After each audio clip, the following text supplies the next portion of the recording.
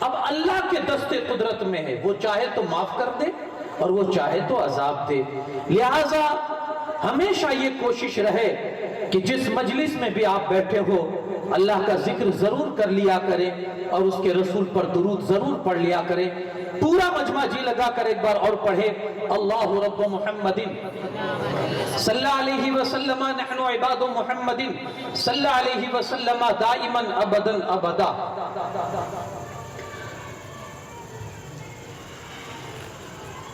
حضرات، دستور کے مطابق اس سال پھر ہم اور آپ بارگاہ امام علی مقام وعلی جدہ وعلیہ السلام امام حسین اعظم رضی اللہ تعالیٰ عنہ میں خراج عقیدت کے لیے پھر سے حاضر آئے ہیں۔ انشاءاللہ العزیز رب نے چاہا اور اس کی توفیق شامل حال رہی تو یہ 10 روزہ ہم انشاءاللہ خوب ذکر الہی، ذکر رسول اور ذکر شہداء انشاءاللہ یہ کر کے اپنی آخرت کو بنانے اور سنوارنے کی کوشش کریں گے۔ آپ حضرات بھی ضرور تشریف لائیں، دوست و احباب کو بھی ضرور لائیں، اور اس ارادے سے اور اس عقیدت کے ساتھ تشریف لائیں کہ کم سے کم ان کی بارگاہ میں روزانہ 1 گھنٹہ بیٹھنا قیامت کے دن نجات کا سبب بن جائے۔ ہاں یارو، یہ دربار وہ ہے کہ جس میں آج ہماری اور آپ کی حاضری ہے، یہاں سے غیر بھی خالی ہاتھ لوٹایا نہیں کرتے، خالی جایا نہیں کرتے۔ ہم ان کے چاہنے والے اور عقیدت مند ہے۔ آپ نے دیکھا ہوگا ایک الگ ہی نورانیت ہوتی ہے اس 10 دنوں کی۔ انشاءاللہ میری کوشش یہی رہے گی کہ میں آپ تک کچھ نئی باتیں اور کچھ دین کے حوالے سے کچھ باتیں آپ تک پہنچاؤں۔ مسلسل آپ کے اور میرے بیچ کا یہ 4-5 سال کا سفر رہا ہے، اور کوشش یہی رہے گی کہ میں کچھ دے کر جاؤں، اور آپ کی ایک امید بھی مجھ سے ہوگی تو انشاءاللہ میں آپ کی امید پر کھرا اترنے کی کوشش کروں گا۔ لیکن میری ایک آپ سے ڈیمانڈ یہی رہے گی اور ریکوائرمنٹ ایک ہی رہے گی کہ آپ وقت کی پابندی سے آئیں۔ میں انشاءاللہ وقت کی پابندی سے آپ کو چھوڑوں گا۔ میرا اور آپ کا ایکسپیرینس آپ کو معلوم ہے، 10:30 بجے شروع، 11:30 بجے انشاءاللہ 1 منٹ کم یا 1 منٹ زیادہ، کیونکہ مجھے بھی آپ کے شیڈیول کے حوالے سے پتا ہے کہ آپ کو صبح اٹھنا ہے، پھر روزی کے لیے جانا ہے، آپ کی بھی مصروفیات ہے۔ انشاءاللہ اس میں آپ بے فکر رہیں، وقت کی پابندی سے پروگرام شروع ہوگا اور وقت کی پابندی سے ختم ہوگا۔ آئیے جس کی بارگاہ میں ہم اور آپ آئے ہیں، کچھ منقبت کے اشعار عرض کر کے میں اپنی گفتگو کو آگے بڑھاؤں، اور جو میں نے آیت کریمہ تلاوت کی ہے اس پر میں کچھ دیر آپ کے سامنے بولوں۔ شاعر لکھتا ہے کہ چراغ عشق وفا کو حسین کہتے ہیں۔ بارش نے ماحول ٹھنڈا کر دیا ہے، آپ نہ ٹھنڈے ہو۔ ہاں، چراغ عشق وفا کو حسین کہتے ہیں، اور ضیائے صبر و رضا کو حسین کہتے ہیں۔ بولیں گے تو انشاءاللہ کچھ ہوگا، اور بولنے والوں کی بولی کبھی رائے گا نہیں جاتی ہے۔ چراغ عشق وفا کو حسین کہتے ہیں، ضیائے صبر و رضا کو حسین کہتے ہیں، خدا کی راہ میں قربان کر دی ہر ایک شے، تو ایسے اہل سخا کو حسین کہتے ہیں، تو ایسے اہل سخا کو حسین کہتے ہیں۔ خدا نے جن کو بنایا ہے مالک کونین، خدا نے جن کو بنایا ہے مالک کونین، انہی کے ناز و ادا کو حسین کہتے ہیں، انہی کے ناز و ادا کو حسین کہتے ہیں۔ چلو مریض محبت ان کی چوکھٹ پر، چلو مریض محبت انہی کی چوکھٹ پر، کہ ہر مرض کی دوا کو حسین کہتے ہیں، کہ ہر مرض کی دوا کو حسین کہتے ہیں۔ کٹا کے سر کو کیے ہیں تلاوت قرآن، کٹا کے سر کو کیے ہیں تلاوت قرآن، تبھی تو حق کی صدا کو حسین کہتے ہیں، تبھی تو حق کی صدا کو حسین کہتے ہیں۔ جناب وارثی ہر ایک سے یہ کہہ دیجئے، ادائے شیر خدا کو حسین کہتے ہیں۔ نعرہ تکبیر، نعرہ رسالت، جشن شہید اعظم اللہ ادائے شیر خدا کو حسین کہتے ہیں. ایک بار اور پورا مجمع جی لگا کر پڑھ دے اللہ رب محمد صلی اللہ علیہ وسلم نحن عباد محمد صلی اللہ علیہ وسلم دائما ابدا ابدا. خطبے کے بعد میں نے جو آیت کریمہ آپ کے سامنے تلاوت کی، اللہ کریم ارشاد فرماتا ہے الیوم اکملت لکم دینکم وَأَتْمَمْتُ عَلَيْكُمْ نِعْمَتِي. آج کے دن میں نے تمہارے لیے تمہارا دین کمپلیٹ کر دیا. وَرَضِيتُ لَكُمُ وَأَكْمَلْتُ لَكُمْ دِينَكُمْ وَأَتْمَمْتُ عَلَيْكُمْ نِعْمَتِي. اور میں نے اپنی نعمت کو تم پر تمام کر دیا. وَرَضِيتُ لَكُمُ الْإِسْلَامَ دِينًا. اور میں نے تمہارے لیے دین اسلام کو پسند کر لیا.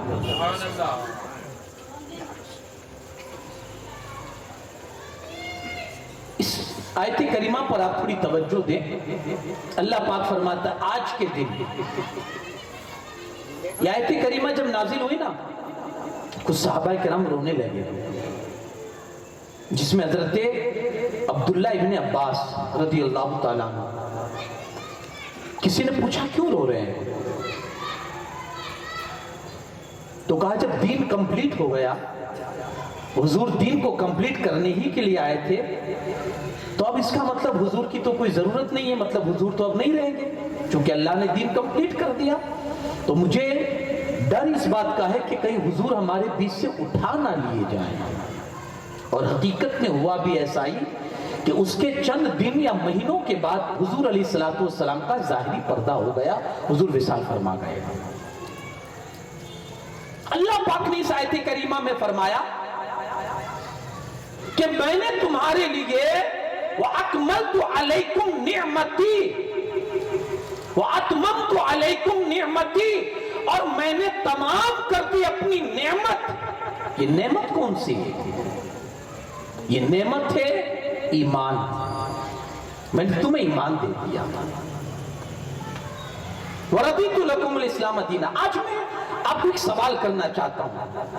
آج ہماری ایک سوچ ہے، فطری سوچ ہے. دنیاوی اعتبار سے ہمارے گھر پہ کوئی چیف گیسٹ آتا ہے، کوئی بڑا مہمان آتا ہے، مان لو کوئی پیر صاحب ہے، کوئی بہت بڑے عالم صاحب ہے، کوئی بہت بڑی اونچی پوسٹ والا ہے. ہماری سب سے پہلی فکر ہوگی یار اس کو پسند کیا ہے کھانے میں. ہم وہ چیز لا کر اپنی گھر پہ ڈش تیار کرواتے ہیں. اس کو وہ چیز پسند ہے تو وہ چیز کھانے میں رکھو. اس کو اس طرح کی کا رہن پسند ہے تو ایسا اس کو کمرہ ہم پیش کریں گے. یہ سامان اس کو زیادہ پسند ہے تو وہ سامان اس کے سامنے لا کر رکھیں گے. مٹھائی میں یہ کھاتا ہے تو وہ چیز لا کر رکھیں گے. سبزی میں وہ پسند کرتا ہے تو وہ سبزی لا کر ہم بنا کر رکھیں گے. پسند کیا ہوتی ہے ہماری؟ سوچ کیا ہوتی ہے؟ آنے والا آ رہا ہے، ہم اس کی پسند کے حساب سے بنائیں. کیوں؟ کیونکہ ہم اس سے محبت کرتے ہیں. یارو ہم مارکیٹ میں بھی جاتے ہیں تو اپنی بیوی کی جب شاپنگ، اپنی بیوی کے لیے جب شاپنگ کرتے ہیں وہاں اس کی پسند کا خیال رکھتے ہیں. فلانا کلر اس کو پسند ہے، وہ کلر ہم پسند کریں گے. یہ آئٹم اس کو زیادہ پسند ہے، وہ آئٹم ہم خریدیں گے. سوچ کیا ہے؟ بیوی کی پسند یہ ہے. کیوں؟ ہم اس سے محبت کرتے ہیں. ایسے ہی جب اپنے بچوں کی خریدی کی بات آئے گی تو بچوں کے لیے بھی ہم سب سے پہلے اس کی پسند کا خیال کریں گے. میرے بچے کو کیا پسند ہے، وہ کس چیز کی پسند زیادہ رکھتا ہے، اس کی ریکوائرمنٹ کیا ہے، اس کی چوائس کیا ہے، وہ چیز دیکھ کر ہم پسند کرتے ہیں. اپنے ماں باپ کے لیے جب کوئی چیز خریدتے ہیں وہاں بھی پسند کا ان کی خیال ہوتا ہے. دوستو احباب کے لیے جاتے ہیں، جب کوئی چیز آرڈر کرنی ہوتی ہے وہاں بھی اس کی پسند کا خیال ہوتا ہے. یارو آج دنیاوی اعتبار سے ہم نے ہر ایک کی پسند کو دیکھا. بھائی کی یہ پسند ہے، دوست کی یہ پسند ہے، ماں باپ یہ چاہتے ہیں، بیوی کی پسند یہ ہے، دوست اور احباب یہ چاہتے ہیں، ہمارے پیر یہ چاہتے ہیں، ہمارا مولانا یہ چاہتا ہے.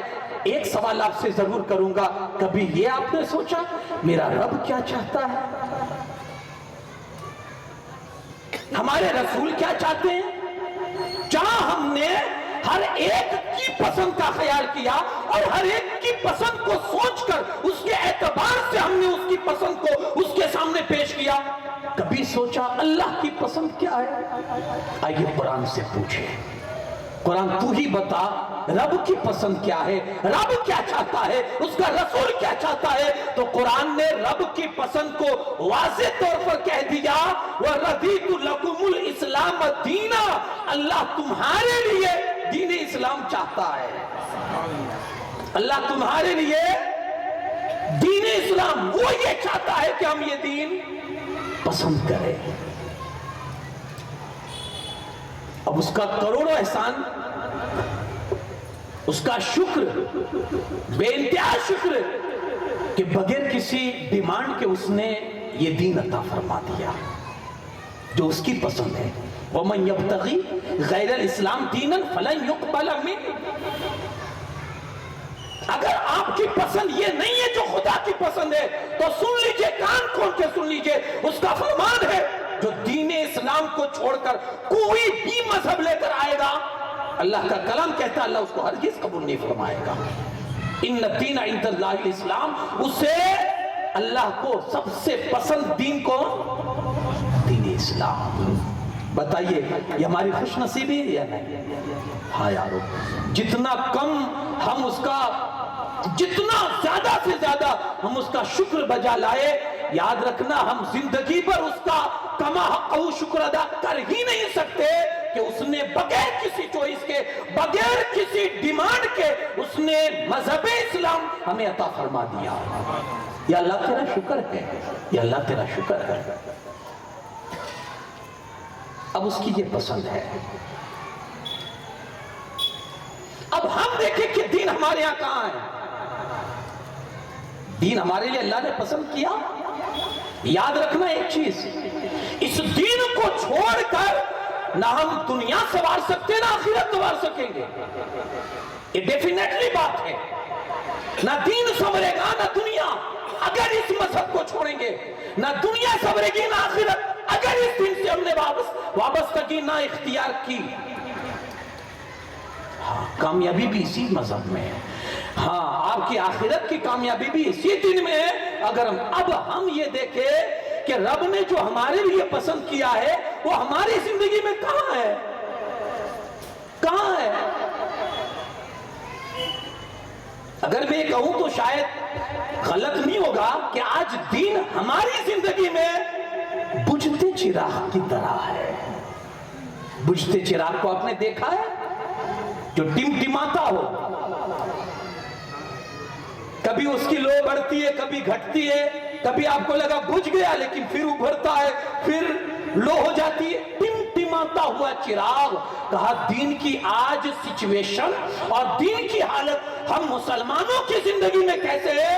جیسے بجھتا چراغ، ٹمٹماتا ہوا چراغ۔ مثال دوں آپ کو، ہمارے یہاں شادی ہوتی ہے، کہنے کو کیا ہوتا ہے؟ سنت مصطفیٰ ادا کر رہے ہیں، سنت رسول ادا کر رہے ہیں، لیکن پوری شادی میں آپ دیکھیں دین کہاں نظر آتا ہے؟ صرف جو ایجاب و قبول ہوتا ہے نا، میں نے قبول کیا، بس وہیں آپ کو دین نظر آئے گا، اور وہ بھی مجبوری ہے کہ اس کے بغیر نکاح وجودی میں نہیں آئے گی، اس لیے وہاں یہ کرنا پڑتا ہے، ورنہ پوری شادی 8 دن کی ہو، 4 دن کی ہو، 3 دن کی ہو، 2 دن کی ہو یا 1 دن کی ہو، پوری شادی کے اندر آپ کو دین صرف اور صرف ایجاب و قبول کے ٹائم ہی نظر آئے گا۔ لوگوں کے سر پہ ٹوپی، کلمہ درود، صرف اسی ٹائم۔ اب یہ ہے کیا؟ سنت مصطفیٰ ادا کرنے جا رہے ہیں۔ دین کہاں ہے؟ صرف ایجاب و قبول، وہ بھی مجبوری ہے کیا ہم مسلمان؟ دین کتنا ہے زندگی میں؟ ٹمٹماتے چراغ کی طرح۔ تو پھر ہم مسلمان کیسے ہیں؟ آپ کبھی بیٹھ کر سوچے یار، چلو آج دیکھتے ہیں ہماری دکان میں دین کہاں ہے اگر ہم کاروبار کرتے ہیں، ہمارے گھروں میں دین کہاں ہے اگر ہم اسلام کو فالو کرتے ہیں، اسلام کے ماننے والے ہیں، ہمارے جلسوں میں دین کہاں ہے اگر ہم اس مصطفیٰ کی امتی ہیں، ہمارے پروگرامات میں دین کہاں ہے اگر ہم دین اسلام کو ماننے والے ہیں۔ آپ ہر جگہ دیکھیں اور پھر آپ دیکھیں کہ دین کی مقدار کتنی ہے ہمارے اور آپ کے اعمال کے اندر، ہمارے اور آپ کی کارکردگی کے اندر دین کی اہمیت کتنی ہے، وہ آپ کو دیکھنا ہوگا یار. آپ مسلمان ہیں، آپ دین اسلام کے فالوورز ہیں، آپ کو دیکھنا ہوگا دین کہاں کہاں ہے. برا مت لگائیے گا. آج ایک مسلمان کی سوچ کیا جانتے ہیں؟ بہت اونچی ڈگری حاصل کر لی اور کہیں جاب کے لیے اپلائی کیا، نوکری نہیں ملی. جانتے ہو اس کا کمنٹ کیا ہوتا ہے؟ اس کی بھاشا کیا ہوتی ہے نوکری نام؟ اتنی بڑی ڈگری حاصل کی ہے، اتنے بڑے کاغذات اور سرٹیفکیٹس لے کر وہ کسی کمپنی میں اپلائی کرتا ہے کہ یار مجھے جاب مل جائے، میرے پاس ڈگریوں کی کمی نہیں ہے. اس کے باوجود بھی اگر اس کو نوکری نہیں ملتی ہے اتنی قابلیت کے باوجود، جانتے ہو اس کی بھاشا کیا ہوتی ہے؟ اس کی بھاشا یہ ہوتی ہے ہم مسلمان ہیں نا اس لیے نوکری نہیں ملتی. سوچ کیا ہے کہ ہم ذلیل اس لیے ہو رہے ہیں کہ ہم مسلمان ہیں. استغفر اللہ. مینٹالٹی، سوچ. دین ذلت دینے کے لیے آیا ہے یارو، یہ ریالٹی ہے. آپ دیکھیں گے لوگوں نے نام چینج کر دیے کہ یارو اس میں عزت نہیں ہے. لوگوں نے داڑیاں کٹوا ڈالی، یارو اس میں عزت نہیں ہے. یہ سوچ آج لوگوں کی بن چکی ہے کہ ہم ذلت اس لیے اٹھا رہے ہیں کہ ہم مسلمان ہیں. توبہ، استغفر اللہ. یارو اللہ کا وعدہ حق ہے، سچ ہے. یارو یاد رکھنا اللہ کا کلام کہتا ہے وَلِلَّهِ الْعِزَّةُ وَلِرَسُولِهِ وَلِلْمُؤْمِنِينَ. اللہ پاک فرماتا ہے عزت تو مومنوں کے لیے، اللہ کے لیے، اس کے رسول کے لیے اور مومنوں کے لیے ہے. ہم یہ سوچیں کہ عزت دار ہم اس لیے نہیں ہے کہ ہم مسلمان ہیں، ہم دین اسلام کو فالو کرتے. ایسی کوئی بات نہیں ہے یاروں. دراصل چوک شاید ہم سے ہوئی ہے. اسلام تو عزت دینے کے لیے آیا ہے. اسلام تو آپ کو پستی سے اٹھا کر بلندی تک پہنچانے کے لیے آیا ہے. اسلام تو آپ کو ذلتوں کے راستے سے نکال کر عزتوں کے راستوں پر ڈالنے کے لیے آیا ہے. اسلام تو آپ کو اندھیری کوٹری سے نکال کر اجالے کے اندر لینے کے لیے آیا ہے. آپ اور ہم یہ سوچتے ہیں، ہمارے سوچ کی یہ کج فہمی ہے، ہمارے سوچ کی یہ غلطی ہے کہ ہم ایسا سوچتے ہیں. ورنہ اٹھائیے اتہاس، پڑھیے تاریخ، آپ کو پتا چلے گا حضرت عمر فاروق اعظم عمرہ کرنے کے لیے جا رہے ہیں یا عمرہ کر کے واپس آ رہے ہیں. ایک جگہ پر بیٹھ گئے اور بیٹھ کر رونے لگے. کسی نے پوچھ لیا حضور کیا سبب ہوا، بیماری ہے کوئی، تکلیف ہے کوئی، رونا کیوں آ رہا ہے؟ حضرت عمر فاروق اعظم فرماتے ہیں دراصل بات یہ ہے کہ مجھے ایک چیز یاد آ گئی. کہا کیا؟ کہا جب مسلمان نہیں ہوا تھا، جب رسول اللہ کا کلمہ نہیں پڑھا تھا، جب دامن مصطفیٰ ہاتھ میں نہیں تھا، اسی جگہ پر اپنے باپ کے 4 اونٹ عمر سنبھال نہیں سکتا تھا. آج حضور کے دامن سے کیا وابستہ ہو چکا ہوں، دین اسلام میں نے کیا قبول کر لیا ہے. اللہ نے اتنی عزتوں سے نوازا ہے کہ آج اللہ کے سوا عمر پر کسی کی حکومت نہیں ہے. کل تک جو 4 اونٹ نہیں سنبھال سکتا تھا، دین نے ایسی عزتیں عطا کی ہے کہ آج زمین بھی تھر تھر کانپتی ہے عمر کے غصے سے. عزت دینے کے لیے دین آیا ہے. لیکن سوچ بدل گئی ہماری تو ماحول چینج ہو گیا. ہم نے یہ سوچ لیا مسلمان اس لیے ذلیل ہو رہے ہیں، اور وہ لوگ اسلام سے عزت پاتے تھے، اسلام کی وجہ سے وہ سربلندی حاصل کرتے تھے. اور ایسی ایک تو نہیں، آپ کو سینکڑوں مثالیں ملے گی. عرب کے اتہاس میں آپ پڑھیے، غلام کا مطلب ہوتا ہے منحوس ذات. غلام کا مطلب منحوس ذات. صبح صبح اگر چہرہ دیکھ لے کسی غلام کا تو اگر کسی ارادے سے جا رہے ہو ارادہ چھوڑ دیتا تھا آدمی کہ کسی غلام کا چہرہ دیکھ لیا ہے نحوست آ جائے گی، یہ کام کروں گا میرا کام سکسیس نہیں ہوگا. منحوس ذات تسلیم کی جاتی تھی غلام کو. لیکن ہم نے اتہاس میں پڑھا ہے، اسلام کے اتہاس میں پڑھا ہے، ایک کالا چہرہ والا بھی تھا جسے زمانہ بلال حبشی کہتا تھا. ہاں یارو، اگرچہ غلام تھا، دامن مصطفیٰ سے وابستہ کیا ہوا کہ زمانے نے دیکھا، اللہ نے اسے زمین سے اٹھا کر آسمان کی سربلندی تک پہنچا دیا.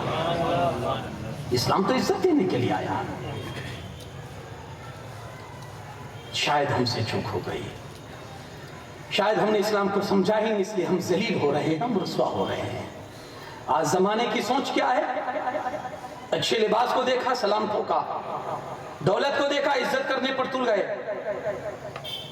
अमीर आदमी को देखकर, लोगों के लिबास को देखकर आज हम इज्जतों के फैसले करते हैं ना। कोई फटा पुराने कपड़े वाला अगर जा रहा है, भूल से सलाम भी कर लिया तो चेहरा बिगाड़ कर जवाब देते हैं, कहां इसने सलाम ठोक दिया। अच्छा नहीं लगता। और अगर कोई बड़ा आदमी गुजरता है तो अब तो सेल्फी का जमाना है ना। छठ से सेल्फी ली, आपके साथ में अपना स्टेटस रखूंगा, लोग मुझे कहेंगे वाह यार कितना बड़ा आदमी है कि इसकी पहचान तो इस आदमी के साथ भी है। लेकिन याद रखना ये भी एक जहनी गुलामी है, जहनियत के एतबार से ये भी एक गुलामी है। कोई बड़ा आदमी चला जाए तो हम सामने से आगे बढ़कर सलाम करते, कोई गरीब सलाम कर ले तो हम चेहरा बिगाड़ कर, पहले तो हम सलाम करेंगे नहीं उसको, और अगर उसने सामने से सलाम कर लिया तो चेहरा बिगाड़ कर उसका जवाब देंगे। सोच ये है कि सलाम किसको किया जाएगा? अच्छे लिबास वाले को। सलाम किसे किया जाएगा? अच्छे स्टेटस वाले को। सलाम किसे किया जाएगा? अच्छी इमेज वाले को। सलाम किसे किया जाएगा? जिसका लिबास अच्छा हो, जिसकी सूरत अच्छी हो, जिसकी दौलत अच्छी हो, सलाम उसे किया जाएगा। ये सोच हमने बना ली है। लेकिन यारो, जमाने की नजरों ने वो भी देखा है, हमारे और तुम्हारे करम फरमा गरीबों के नवाजने वाले गरीब नवाज। तारीख में आता है कि जब हिंदुस्तान की सरजमीन पर तशरीफ लाने लगे ना, जुब्बा जो पहना था ना, जो जुब्बा पहनकर आए थे, विसाल के वक्त, आपके विसाल, आपकी वफात के वक्त वो जुब्बा आपके शरीर पर से उतारा गया। पहनकर जो जुब्बा आए थे वो जुब्बा आपके विसाल के वक्त उतारा गया। अब जब जब फटता था ना तो वहां पेमन लगा लेते थे, कभी चमड़े का पेमन,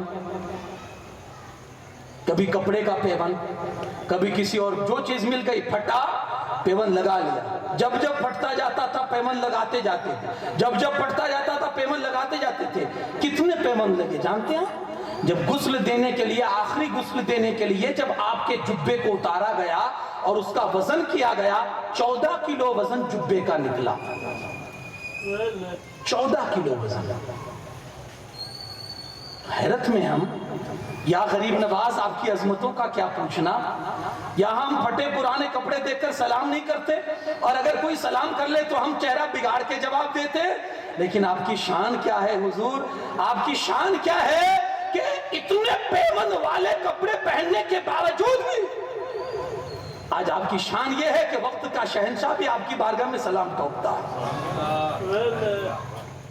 जानते हो क्यों? क्योंकि इस्लाम को उन्होंने अपनी नस नस में बसा लिया था। मुकम्मल इस्लाम अपने ऊपर उन्होंने लागू कर लिया था। आप ये कहिए तो फिर इज्जतें कपड़े नहीं दिलवाता, इज्जतें दौलत नहीं दिलवाती। यारो, इज्जत तो उस रब के हाथ में है जिसका फरमान है, वो तो इज्जु मंतशा वो तो जिल्लु मंतशा बियदिल खैर। तो अगर फटे पुराने कपड़ों में भी होगा वो तुझे इज्जत दिलाएगा, और अगर तुझे इज्जत ना दिलानी हो तो तू अगर करोड़ों के भी कपड़े पहन लेगा फिर भी तू उसकी नजरों में जलील होगा। इज्जत इस्लाम दिलाता है। इस्लाम जितना फॉलो करेंगे, इस्लाम से जितने करीब आएंगे, याद रखिएगा इज्जत उतनी ही आपकी बढ़ जाएगी, और इज्जत के अंदर 2-4 चांद लग जाएंगे। ये चीज याद रखना, इस्लाम यहां भी हमें इज्जतों से नवाजेगा और इस्लाम आखिरत में भी हमें इज्जतों से नवाजेगा। इसीलिए जब मेरे आका सल्लल्लाहु अलैहि वसल्लम इस पैगाम को लेकर आए और सहाबा ने जब इसको कबूल किया, तस्लीम किया, तो फिर तारीख गवाह है कि उसके उन लोगों के सामने मसाइब कैसे पहाड़ तोड़ दिए गए, जुल्म की इंतहा कर दी गई, लेकिन फिर उन्होंने इस मजहब को छोड़ना पसंद नहीं किया। और सबकी बैक समान एक ही सजा थी कि ये वो नशा नहीं जिसे तुलसी उतार दे।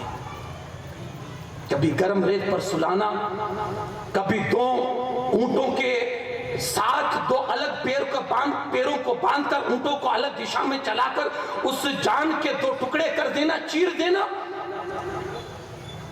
کبھی برسرے بازار ان کو لٹکا کر سولی چڑھا دینا، کبھی ایموشنلی بلیک میل کر کے اور ان کو تکلیف پہنچا کر دین سے بیزار کرنے کی کوششیں کرنا، لیکن انہوں نے دیکھا ساری کوششیں ناکام ہو گئی۔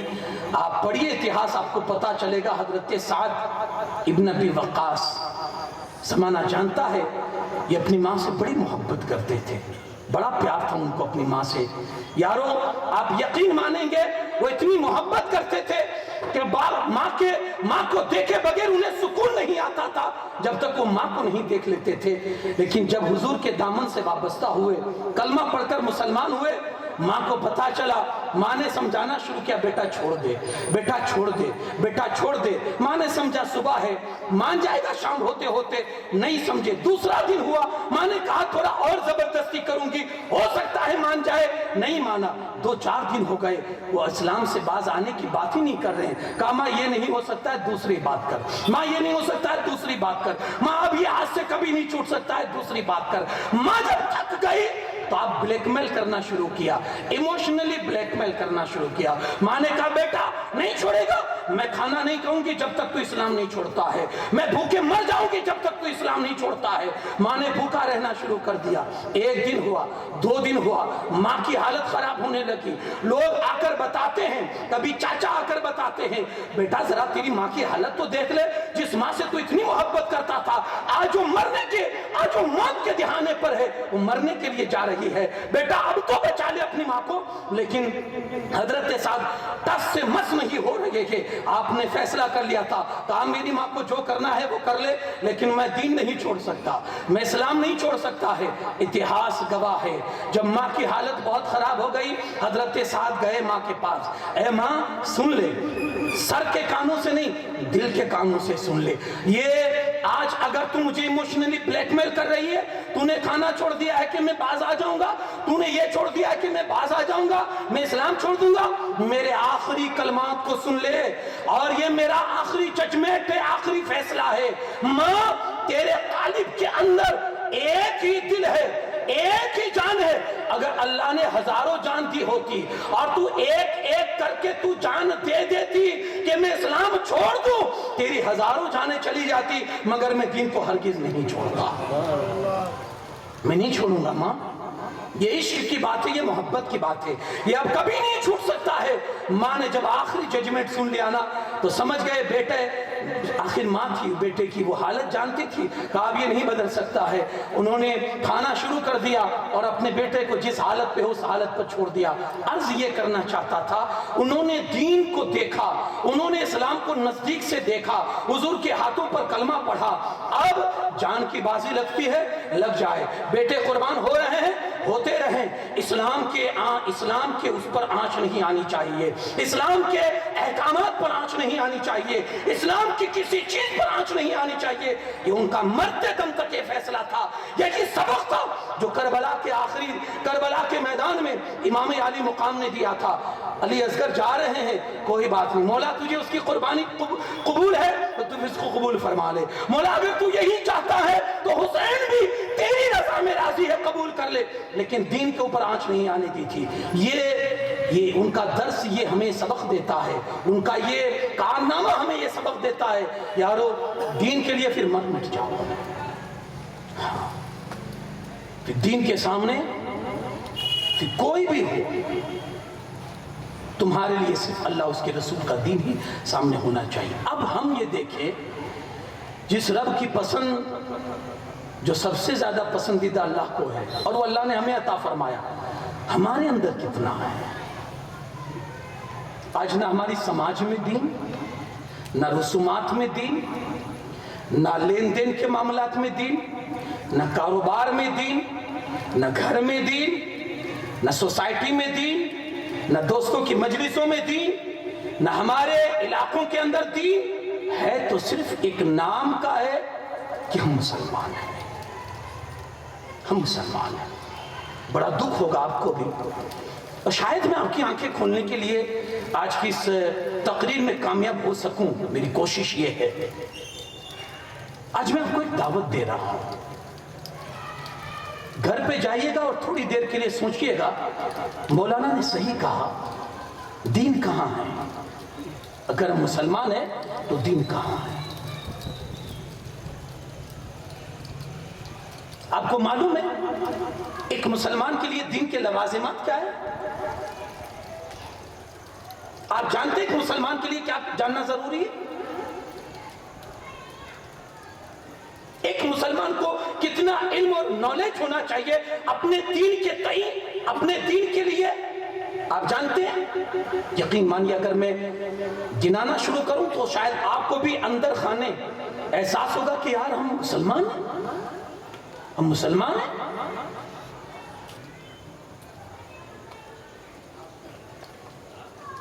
اگر آپ کا کوئی دوست آپ کو گاڑی پر بٹھائے، چل تو یار گاڑی چلا تو آپ نہیں جانتے، دل پہ ہاتھ رکھ کے بتائیے گاڑی کا اسٹیئرنگ سنبھالیں گے آپ؟ وہ کہے گا یار آتا نہیں ہے، گاڑی چلانے نہیں ہے، کوشش تو کر۔ آپ کہیں گے نہیں یار کہیں ٹھوک دوں گا تو کہیں جان کے لالے پڑ جائیں گے، ہاتھ پہ ٹوٹ جائے گا، کون بھگتے گا؟ جب آپ بغیر نالج کے، بغیر جانکاری کے، بغیر سیکھے ایک گاڑی کا اسٹیئرنگ نہیں سنبھالتے، آج آپ نے کیا کیا سنبھالا ہوا یار بغیر سیکھے؟ آپ کہہ رہے مسلمان ہیں؟ ایک مسلمان کے لیے کتنی جانکاری ضروری ہے؟ میں آپ کو مسائل کی روشنی میں سمجھاؤں۔ ایک مسلمان کے لیے 3 علم سخت مطلب نہایت ہی ضروری ہے، جاننا، اسے پڑھنا، اسے سیکھنا۔ 3 علم۔ ایک عقائد کا علم، عقیدوں کا علم۔ اب میں تھوڑا تفصیل میں آؤں، اللہ کے بارے میں کیا عقیدہ رکھتے ہیں، کیا جانکاری ہے آپ کی؟ غلط نہیں کہہ رہا ہوں، اگر کوئی غیر مسلم اٹھ کے آپ کو کہیں بازار میں روک کر پوچھ لینا تم کس کی عبادت کرتے ہو، تمہارا خدا کون ہے، اللہ کون ہے، 90% مسلمان شاید اس کے جواب میں ناکام ہو۔ 90% مسلمان رب کون ہے؟ دعویٰ کتنا بڑا ہے؟ آپ کہیں گے ہمارا رب وہ ہے جو ہم کو روزی دیتا ہے، ہم کو کھلاتا ہے، ہم کو پالتا ہے۔ یہ تو صفت ہے بھائی، یہ تو اللہ کی خوبیاں ہیں۔ مجھے ڈیٹیل چاہیے، پریچے، انٹروڈکشن چاہیے، تمہارا خدا کون ہے؟ مجھے شارٹ لفظوں میں سمجھنا ہے تمہارا رب کون ہے۔ آپ جو یہ کہہ رہے ہو وہ ہم کو پالتا ہے، ان کو روزی دیتا ہے، یہ تو انٹروڈکشن ہے، یہ تو ایک صفت ہوئی، ان کی خوبی ہوئی۔ جیسے میں پوچھوں کسی کے بارے میں کہ بھائی فلانے کے بارے میں آپ کیا جانتے ہیں، تو آپ کہیں گے وہ حافظ صاحب ہے، وہ مولانا صاحب ہے، وہ مفتی صاحب ہے، تو میں کہوں گا بھائی ان کی خوبی ہے، پریچے دو، پریچے، نام کیا ہے، رہتے کہاں ہیں، بایو ڈیٹا بتاؤ، بایو ڈیٹا۔ آپ یہ کہو کہ مولانا ہے، عالم ہے، مفتی ہے، تو یہ تو خوبی ہوئی نا۔ انٹروڈکشن کیا ہے، پریچے کیا ہے، اس ذات کے بارے میں آپ جانتے کیا ہو؟ یقین مانیے کہ شاید 90% مسلمان اس جواب میں ناکام ہو کہ ہمارا خدا کیا ہے۔ ہم کیسے مسلمان ہیں جو اپنے خدا کا انٹروڈکشن نہیں دے سکتے ہیں؟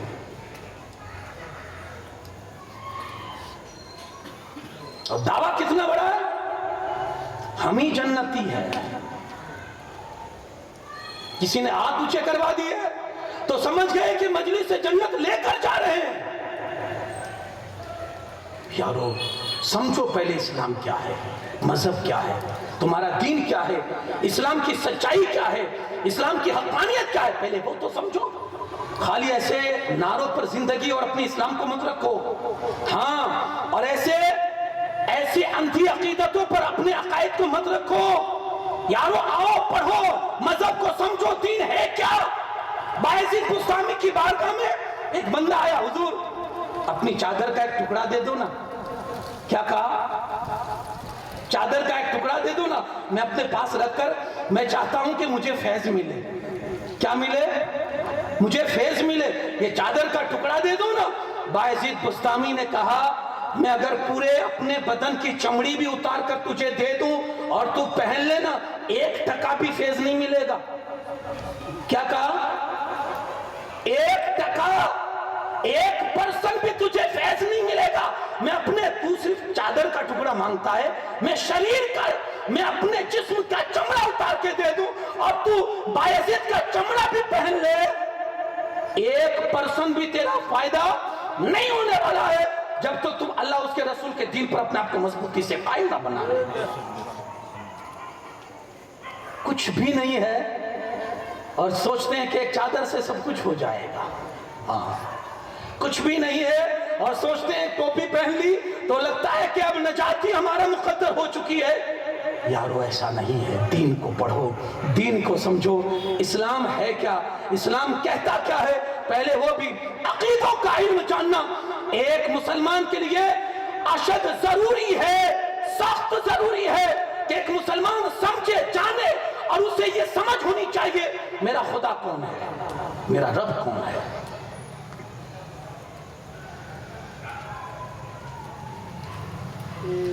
دوسری چیز عقیدوں کا، عقیدے کے علم کے اندر نبیوں کے بارے میں آپ کی معلومات ہونی چاہیے. نبی کے بارے میں ایک مسلمان کو کیا عقیدہ رکھنا چاہیے، نبی کی تعداد کیا ہے، کون سے نبی، مطلب ہمیں کس نبی پر ایمان لانا چاہیے، ہمارے نبی کون ہے، آخری پیغمبر کی صفتیں کیا ہے، آخری نبی اور انبیاء کرام کے بارے میں جو عقائد ہے اسلام کی نظر میں وہ عقیدے کیا ہے.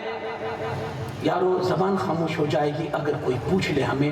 ہمارا بچہ ہی پوچھ لینا ابا جان یہ علم غیب کس کو کہتے ہیں.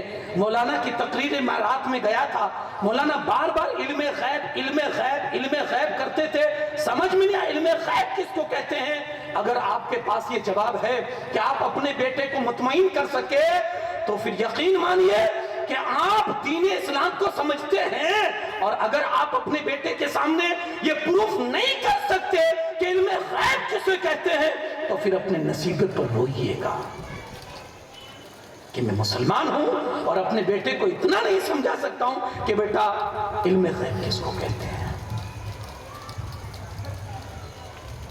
عقیدوں کے اندر انبیاء کرام، نبوت، رسالت، قبر، حشر، نشر، تقدیر کسے کہتے ہیں، تقدیر کے بارے میں ایک مسلمان کو کیا رکھنا چاہیے، کون سی تقدیر ہے جو دعا سے پلٹ جاتی ہے اور کون سی ایسی تقدیر ہے کہ اگر نبی بھی دعا کرنے کے لیے ہاتھ اٹھائے تو اللہ اسے بھی منع کر دے.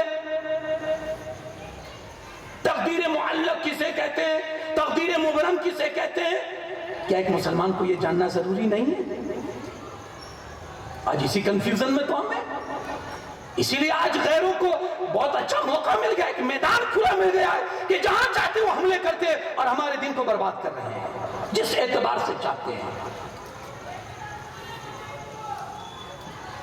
لیکن جب تھوڑی بہت ذرا بھی اگر دین کی سمجھ ہوتی ہے نا، دین کی سمجھ، تو پھر وہ بندہ دین کے حوالے سے اپنا سیفٹی کرتا ہے، اپنی حفاظت کرتا ہے اور آنے والے ہر حملے کو اپنے آپ سے بچاتا ہے اور ان کا منہ توڑ جواب بھی دیتا ہے. یہاں چل کے مجھے ایک لطیفہ یاد آیا. کسی اسکول میں بچے تعلیم حاصل کر رہے تھے، وہاں کا جو ٹیچر تھا وہ وہابی عقائد کا تھا، دیوبندی خیالات کا. اس نے لوگوں سے کہا، لوگوں بتاؤ میں آپ کو نظر آ رہا ہوں؟ تو بچوں نے کہا ہاں. کہا یہ بلیک بورڈ دکھ رہا ہے جس پر میں لکھ رہا ہوں؟ کہا ہاں. کہا یہ چوک دکھ رہی ہے آپ کو، یہ پین جسے میں لکھ رہا ہوں؟ کہا ہاں. اب وہ عقیدہ پر بات کرنا چاہتا تھا بچوں کا. سارے سوال اس نے کیے، میں نظر آ رہا ہوں؟ کہا ہاں. یہ بلیک بورڈ کہاں؟ کہا یہ کرسی کہاں؟ کہا یہ قلم کہاں؟ کہا سب دکھائی دے رہا ہے. بچوں نے کہا ہاں. کہا یہ اس لیے دکھائی دے رہا ہے کہ یہ سب موجود ہے اور ہمارے نبی دکھائی دے رہے ہیں. بچوں نے کہا نہیں. کہا موجود ہے ہی نہیں تو کیسے دکھائی دیں گے؟ استغفر اللہ، کتنا بڑا حملہ کیا. اب اگر وہاں کوئی نہ جانکار آدمی ہو تو ظاہر سی بات ہے کہ وہ بھی سر پکڑ لے گا کہ ہاں یہ تو بات صحیح ہے کہ جو چیز ہوتی ہے وہ نظر بھی آتی ہے ہی نہیں تو نظر کیسے آئے گی. کتنا بڑا اس نے حملہ کیا کہ یارو بلیک بورڈ ہے کہاں؟ کہا ہے تو دکھ رہا ہے، نہیں ہوتا تو نہیں دکھتا. رسول پاک نہیں ہے اس لیے نظر نہیں آتے.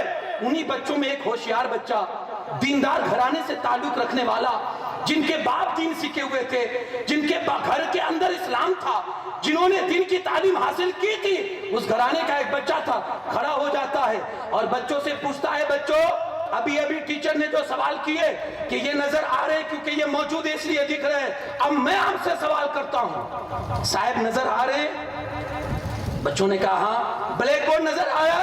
کہاں. قلم نظر آ رہی ہے؟ کہاں. کہا صاحب کی عقل نظر آ رہی ہے؟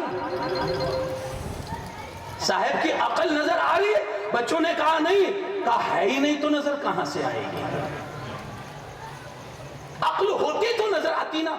یعنی حملے کس اعتبار سے کیے جا رہے ہیں؟ آپ کو نہیں لگتا کہ ایک مسلمان کو یہ جاننا ضروری ہے کہ نبوت کے بارے میں کون سا علم ہم کو جاننا چاہیے, رسالت کے بارے میں ہمارا عقیدہ کیسا ہونا چاہیے, فرشتوں کے بارے میں ہماری جانکاری کتنی ہونی چاہیے, حشر و نشر, جنت اور دوزخ کے بارے میں آپ کی کتنی جانکاری ہونی چاہیے. آپ کو یہ بھی معلوم ہونا چاہیے ہم کچھ نہیں تھے, اللہ نے پیدا کیا, ہم پھر مارے جائیں گے, اور پھر اللہ کا کلام کہتا ہے اللہ پھر تمہیں اٹھائے گا, مرنے کے بعد پھر تمہیں دوبارہ زندہ کیا جائے گا, اللہ کی بارگاہ میں حاضری ہوگی, پوچھ تاچھ ہوگی. یہ ساری چیزیں عقیدوں میں آتا ہے. یوم بعث, یوم البعث یعنی مرنے کے بعد پھر سے زندہ ہونا, یہ عقیدوں میں آتا ہے. کتنے لوگ ہیں جو اس کو جانتے ہیں, اور اگر جانتے ہیں تو سبحان اللہ, نہیں جانتے وہ جاننا شروع کر دے ہمارا مذہب ہم سے کیا ریکوائرمنٹ کرتا ہے, ہم سے کیا چاہتا ہے, اور ہمارے دین کی معلومات ہمیں کتنی ہونی چاہیے. پہلی چیز کیا؟ عقیدہ. اب اس کی جانکاری شروع کریں. آپ جنت کیا ہے پوچھئے, اگر پڑھنے میں دلچسپی نہیں ہے, پڑھنے میں آپ کو سستی لگتی, اپنے امام سے جا کر پوچھئے جنت کسے کہتے ہیں مولانا, دوزخ کسے کہتے ہیں مولانا, تقدیر کے بارے میں ایک مسلمان کو کتنی جانکاری ہونی چاہیے. آپ پوچھئے, یہ ضروریات میں سے ہے, یہ آپ کو سیکھنا پڑے گا, ورنہ کل قیامت کے دن اللہ کی بارگاہ میں بحث پرسش ہوگی. دوسری چیز, مسائل شرعیہ, احکام شرعیہ, نماز, روزہ, حج, زکوٰۃ. اب میں کہوں گا کتنے لوگ ہیں جو اس کی پوری جانکاری رکھتے ہیں. شروع کروں. نماز کے لیے کیا ضروری ہے؟ طہارت. طہارت کا مطلب پاکی. کتنے لوگ ہیں جو پاکی جانتے ہیں؟ ہمیں حیرت تو یہ ہوگی کہ ہم میں سے اتنے لوگ بیٹھے ہیں جو 5 وقت کے نمازی بھی ہیں نا, شاید کوئی ایسا بندہ ہوگا جس نے نماز اپنے امام سے سیکھی ہو. پوری زندگی دیکھا دیکھی میں چلی جاتی ہے. نئے نمازی بن کر آئے, 50 سال کی عمر ہے, 40 سال کی عمر ہے, 30 سال کی عمر ہے, 25 سال کی عمر ہے, 20 سال کی عمر ہے, جب جذبہ بیدار ہوا چلو یار نماز پڑھنی ہے, گئے مسجد میں, کسی امام سے تو پوچھا نہیں ہے نماز کیسے شروع کی جاتی ہے, گئے سائیڈ والے کو دیکھا وہ کیسے کر رہا ہے, بس ویسے نیت باندھ لی. دوسرے دن گیا تو دوسرا مقتدی تھا, اور اس نے الگ ڈھنگ سے نیت باندھی تو وہ بھی الگ ڈھنگ سے باندھ رہا. اب حالت کیا ہو چکی جانتے ہیں؟ کوئی ایسے نیت کر رہا ہے پورے ہاتھ پھیلا کر, کوئی ایسے پورے ہاتھ آسمان کی طرف کر کے کر رہا ہے, کوئی ایسے کان پر ہاتھ رکھ کے بند کر کے نیت کر رہا ہے, کوئی ہاتھ جب اوپر ٹچ کر کے نیچے لاتا ہے تو ایسے جھٹکی مار کے باندھتا ہے, تو کوئی ڈائریکٹ ایسے چھوڑ کر باندھتا ہے, تو کوئی ڈائریکٹ ایسے لا کر باندھ لیتا ہے. الگ الگ, جتنے مقتدی اتنی ادا. اب ان سے پوچھو کہ کہاں سے نماز سیکھ کر آئے بھائی, یہ کس نے آپ سے کہا کہ ہاتھ ایسے باندھ کے نیت باندھنا, یہ کس